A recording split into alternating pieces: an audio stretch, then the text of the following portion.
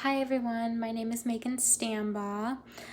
First and foremost, I hope everyone is doing well. I know this is kind of scary and unforeseen times, but I still hope you guys are staying safe and doing okay.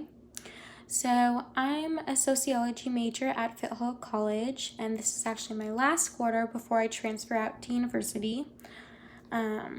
So I'm hoping to get my bachelor's degree in sociology and then obtain a master's degree in social work.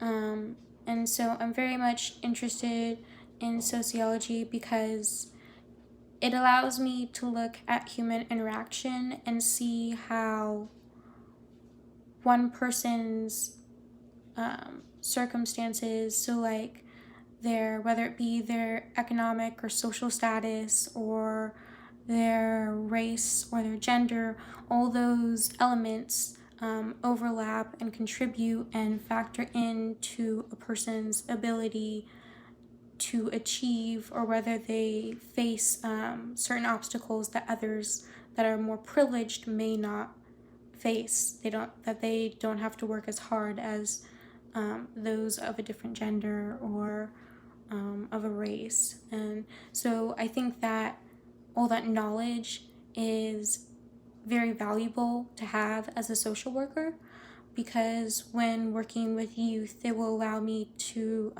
understand and realize how the problems that they might be facing are not just something that they're facing alone, but that are due to larger forces at play than just their small significant troubles that they're seeing in their day-to-day lives.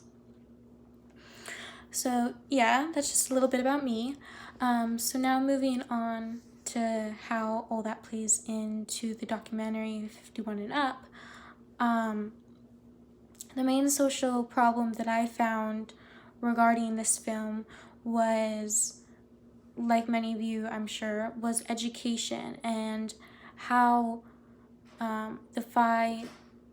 the social status that many of the characters were born into largely affected their ability to receive an education, and also their view on whether they even could receive an education. I think that's also a very important distinction.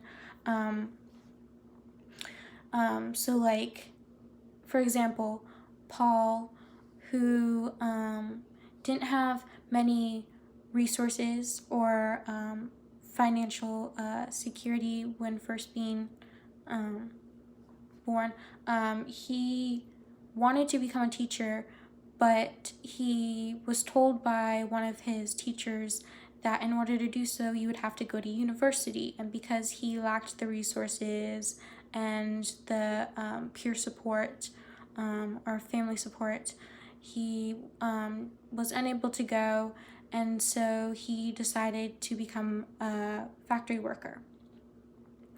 Whereas John, who is more privileged in that area and is seen as an upperclassman, was accepted to university, was accepted to Oxford University on scholarship, and was able to achieve the things that he wanted to achieve, and probably didn't see it as being something that was unobtainable. It was something that was easily within his reach. And so yeah, that is the main social problem that I found within the film of 51 and Up. And as far as how some of the characters adapted to that problem, I feel like going back to Paul, who was the factory worker. I feel like he adapted pretty well, considering I feel like he worked as a factory worker and made enough to the point where he was able to sustain himself and live off of, and once he married, was able to support his wife and then his children and send his children off to university. So I think he adapted to his position very well.